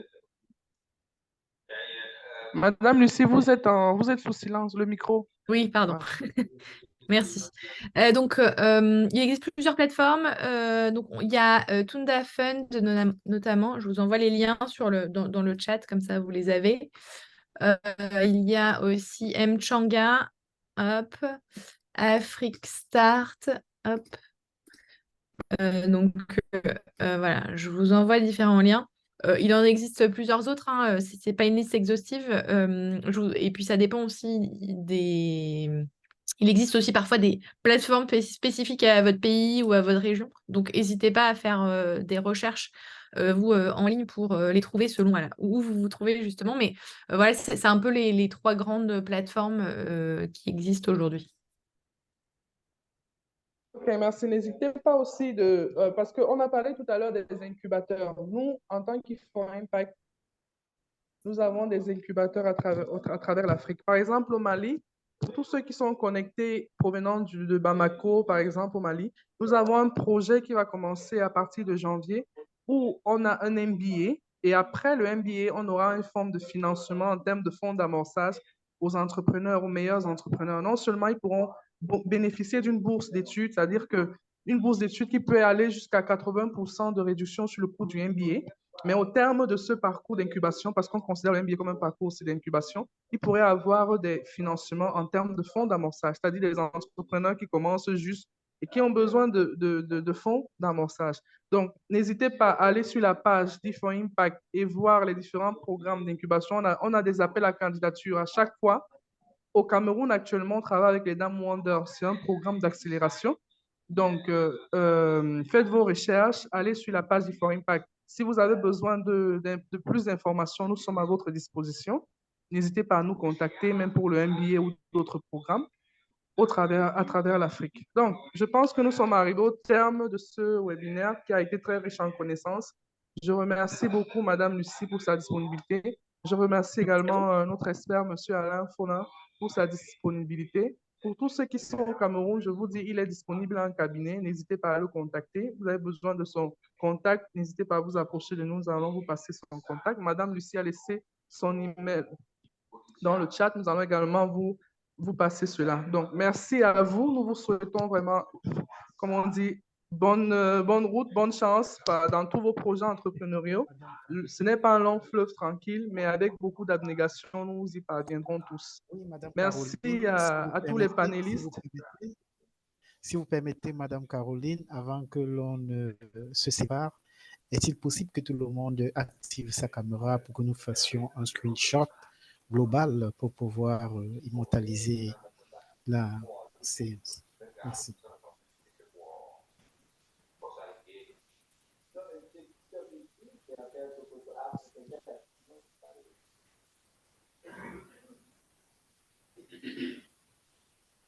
Est-ce que les participants peuvent, je pense pas que les participants peuvent activer la caméra. Ah, d'accord. D'accord, c'est... OK. Donc, merci beaucoup. Merci à vous tous et à la prochaine. Merci beaucoup. Au revoir. Merci. Merci beaucoup. Au revoir. Au revoir. Merci, au revoir à tous. OK, au revoir.